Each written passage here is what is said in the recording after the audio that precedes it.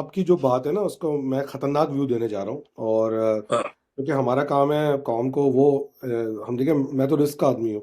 میں تو وہ چیز سکھاتا ہوں جو کہ ہمیں تو سکھایا جاتا ہے کہ جی بلڈنگ کو آگ لگ گئی ہے تو پھر کیا ہوگا. دیکھیں جو آپ نے بزن بات کہی نا، جو میری آپ کی بات ہو رہی تھی، جو سب سے خطرناک بات ہے. ایک تو پہلے بات کر لیتے ہیں کہ قادر مقصی کہتا ہے میں پاکستان کا پیٹرول جھنڈا، تو کچے کا ڈاکو بھی اپنے پیچھے چار چار لگا رہا ہے پاکستان کے. ٹھیک ہے، تو اس سے کوئی پاکستانی نہیں بن جاتا. ٹھیک ہے نا. بات جو خطرناک یہ ہے کہ ایک جو سیناریو گلوبلی چل رہا ہے وہ یہ کہ بھائی اگر خدا نہ خواستہ اللہ نہ کرے اگر پاکستان کے ٹکڑے ہو جاتے ہیں اور سندھ کا معاملہ رہ جاتا ہے، جو لوگوں کو سمجھنے کی ضرورت ہے کہ متروکہ سندھ کیوں امپورٹنٹ ہے. کہ کل اگر سندھ کے ٹکڑے ہو سندھو دیش بنانے کی بات ہو جاتی ہے نا، اور بھائی دیکھیں جس طرح ہمیں نظر آ رہا ہے کہ ان پہ کوئی پریشر نہیں ہے، پیپلز پارٹی کے بعد دبا کے پیسہ آ رہا ہے، تو ایک پوائنٹ کے بعد مجھے نہیں لگتا کہ کوئی کتنی بھی بڑی فوجی طاقت ہے وہ روک بھی پائے گی اس بات کو. اور کل مثال ہے پیپلز پارٹی اس سے مرسنریز خریدنا شروع کر دیتی ہے، اور کوئی بھی خریدنا شروع کرتا ہے. چلے پیپلز پارٹی نہیں، کوئی بھی خریدنا شروع کر دیتا ہے اور تباہی کاری شروع کر دیتے ہیں. اور خدا نہ خواستہ اللہ نہ کرے ایک سیناریو بلڈ کرتے ہیں کہ جو بلیک میل جو نہیں کہا جاتا ہے کہ ہم نے پاکستان کھپے کا نعرہ لگایا، وہ پاکستان کھپے کا نعرہ کیا بلیک دھمکی دی ہے نا، جس کے بعد آپ نے 18ویں ترمیم کروائی ہے کہ میں پاکستان توڑ دوں گا ورنہ تم جو ہے میری مرضی کا کام کر کے. تو یہی بات تھی نا بیسکلی. تو اس سیناریو میں کل اگر پاکستان سندھ کے اندر افراتفری کھڑی ہو جاتی ہے تو پھر کون کون لڑے گا آپس میں؟ سندھی ہوگا، پنجابی ہوگا، پٹھان ہوگا، مہاجر ہوگا. اچھا پٹھان اور پنجابی کے پاس تو آپشن ہے کہ وہ اپنے علاقوں میں واپس جا سکتا ہے. اگر کہیں معاملہ گلوبل ہوتا ہے، میں بڑی خطرناک بات کرنے جا رہا ہوں، اللہ کرے میں غلط ہوں میرا مفروضہ، کہ معاملہ اگر گلوبل ہوتا ہے اور اس کے اندر کل کوئی انٹرنیشنل ایجنسی کو پڑھنا پڑ جاتا ہے بیچ میں، اللہ نہ کرے نوبت آئے، اسٹاف کی بات کر رہے ہیں تو، اور آپ سے یا آپ کہتے ہیں نہیں جی ہم نے تو پاکستان کے ساتھ کھڑا ہونا ہے، ہم نے تو پنجاب کے ساتھ کھڑا ہونا ہے. اور اس وقت یہ سچویشن آتی ہے کہ جی آپ کس بیس پہ کس رائٹ پہ کلیم کر رہے ہیں. ٹھیک ہے آپ کھڑے ہو جائیں مگر آپ مائگریٹ کر جائیں، تو آپ کہو گے نہیں پہ مائگریٹ کیوں کروں، زمین بھی تو میری ہے. تو آپ جو زمین کا کلیم کریں گے نا اس ٹائم پہ انٹرنیشنل اداروں کے سامنے کہ بھائی یہ اس متروکہ سندھ کی زمین میری ہے، اور وہ جو زمین متروکہ سندھ کی ہے صحیح ہے وہ زمین میرے ساتھ ہی رہے گی. اب یہ میرا فیصلہ ہے کہ ایز اے قومیت میں اس زمین کے ساتھ کس کی طرف جاتا ہوں. پنجاب کے ساتھ ملتا ہوں، سندھ کے ساتھ ملتا ہوں، الگ ہوتا ہوں. ایک سیناریو اس وقت بلڈ ہونا چاہیے، ہوگا. میں آپ کو آج بتا رہا ہوں لوگوں کے پاس سمجھنی چاہیے جو آپ بات کہہ رہے ہیں، بڑی خطرناک میں بات کہہ گیا ہوں اس وقت. اللہ کرے منہ میں خاک کے سیناریو کا بھی بلٹ ہو، مگر اگر یہ بلٹ ہوتا ہے تو لوگوں کو سمجھنا چاہیے کہ متروکہ سندھ کی جو زمین ہوگی وہی ایک وہ کلیم ہوگا جو انٹرنیشنل ایجنسیز کے اداروں کے سامنے آپ کو جسٹیفائی کرے گا. اگر آپ کے وہ متروکہ سندھ کا کلیم نہیں ہوگا تو آپ لینڈ لیس ہیں.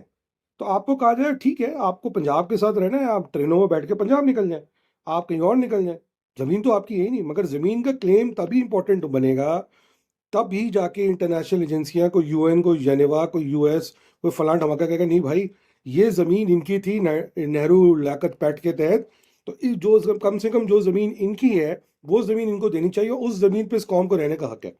تو میرا تو انٹرپریٹیشن متروکہ سندھ کے حساب سے یہ لوگوں کو یہ سمجھنا چاہیے کہ نعرہ اس لیے امپورٹنٹ کیونکہ اللہ نہ کرے دیکھیں ملک کے حالات خراب چل رہے ہیں، اور مجھے سمجھ نہیں آ رہا کہ اللہ تعالیٰ ہماری پاک فوج کو قائم و دائم رکھے.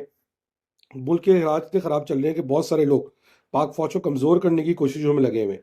صحیح ہے، تو ایک ٹائم ہے نا وہ ان کی کتنے فلیکسیبلٹی ہے یا کتنی ان کی ریزسٹنس ہے، اللہ نہ کرے کہ وہ نوبت آئے. مگر وہ نوبت آتی تو لوگوں کو سمجھنا چاہیے. میں اس پروگرام کا توسط سے آپ کو سمجھانا چاہ رہا ہوں کہ یہ جو آپ کا متروکہ سندھ کا کلیم ہے یہ اس وقت آپ کو جگہ دے گا، ورنہ آپ کو یا تو ٹرینوں میں بٹھا کے پنجاب یا ہندوستان یا کہیں اور بھیجا جائے گا، یا آپ کو سمندر میں جو کہتے ہیں نا بار بار کہا جاتا ہے ہمارے کچھ دوستوں سے کہ ہم آپ کو سمندر میں دھکیل دیں گے، تو یا تو پھر آپ کو سمندر میں دھکیلنے کی بات کی جائے گی. تو یہ بات میں تھوڑی سی ایڈ کرنا چاہ رہا تھا کیونکہ یہ بہت خطرناک زاویہ ہے جو دیا گیا ہے اس وقت. ٹھیک ہے، تو یہ بات ہے. ندیم بھائی کین یو پلیز کنٹینیو. نہیں تمہاری بات جو ہے اس میں یقیناً بڑی وہ ہے میں تو ایک رسک تمبیز میں اسسمنٹ موجود ہے. رسک اسسمنٹ مینیجر کے طور پہ یہ بات کر ہاں رہا ہوں کہ ہاں یہ اور پاسبلٹی بن سکتی ہے. ہاں تو افسوس یہ ہے کہ اس پہ بحیثیت قوم جو مختلف دیکھو شعرا اس پہ بات نہیں کرتے. شعرا جو میں نے لاسٹ جو ولاگ بنایا تھا میں نے ان کو اس دفعہ اتنی گالیاں دے دی ہیں، وہ چھوڑ آنے پہ اٹکے ہوئے. تبادلے کی بات نہیں کرتے. مطلب اب میں شاعر نہیں ہوں, میں نے کبھی کلیم نہیں کیا, لیکن میں کچھ چاہتا ہوں کچھ نظم لکھوں. تو میں نے کل ایک نظم لکھ کے ہماری دوست نے شاعر, ان کو میں نے بھیجی, اس کو اب صحیح وہی کر دیجیے. اگر ظاہر ہے مجھے شاعری نہیں آتی ہے, اس کی اشاعت کر دیں, کوئی مسئلہ نہیں. لیکن میری خواہش ہے کہ شعرا ایسی شاعری کریں جس سے قوم کی تعمیر ہو. وہ شاعری کرتے ہیں جو قوم کو گاڑ رہی ہے, اور نوجوان خوش ہیں. میں چھوڑ آیا ابھی اس مسئلے میں مظلوموں جتنا کا تمہارے ساتھی پاس ہے, ہے اتنا چھوڑ آیا. او بھائی مظلوموں کا دیکھو, ساتھی الطاف حسین, وہ والی شاعری. ہاں اب دیکھو نا, منزل نہیں رہنما چاہیے. حیدر عباس رضی ماشاءاللہ ان کی یہ ان کا مصرع, ان کا شعر ہے یہ.